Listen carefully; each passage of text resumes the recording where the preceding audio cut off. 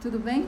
Eu sou a professora Regina e na videoaula de hoje nós vamos conversar sobre o verbo dare to be, que em português significa ter, haver ou existir.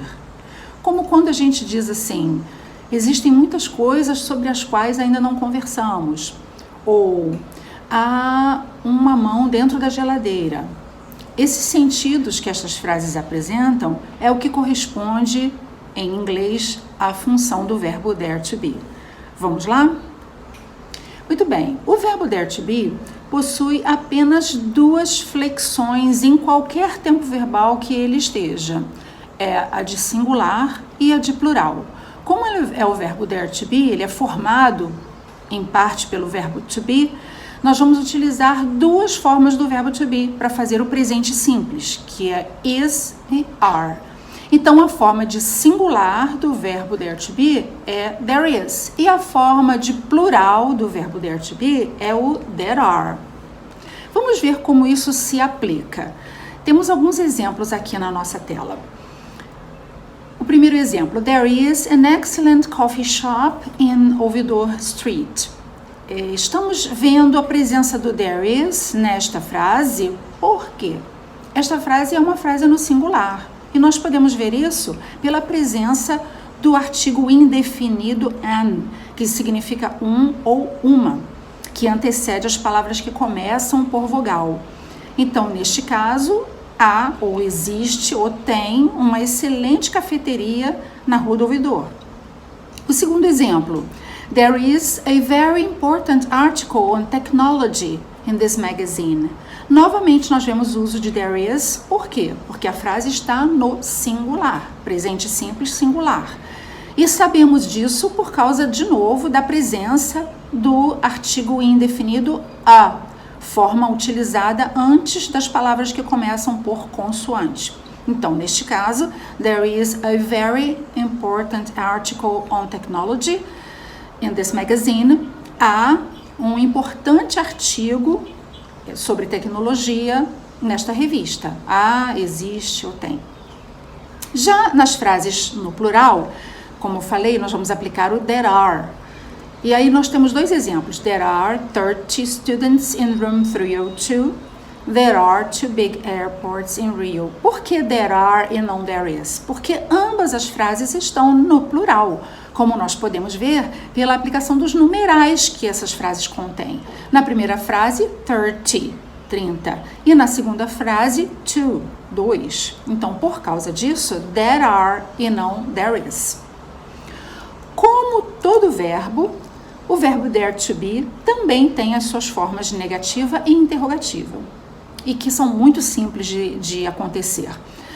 Para fazermos a forma negativa do verbo dare to be, nós vamos utilizar o not, que é o não da frase, se lembra? Então, nós vamos combinar a forma de singular, there is, com a palavra not, there is not. E vamos combinar o there are com a palavra not, there are not. Eu também posso fazer a junção do verbo is e do verbo are com a palavra not. E nesse caso eu terei there isn't e there aren't.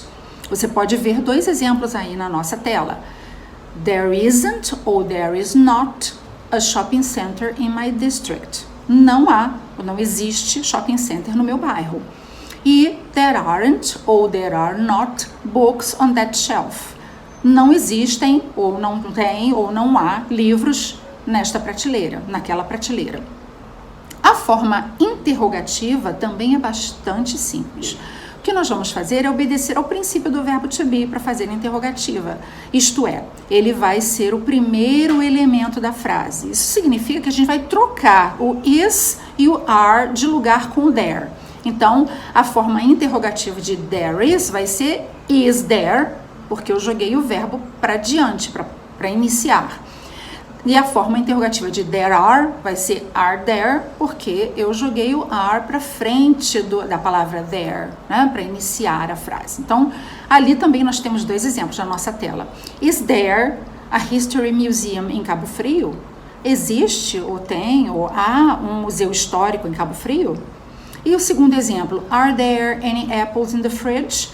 Existem ou tem maçãs dentro da geladeira?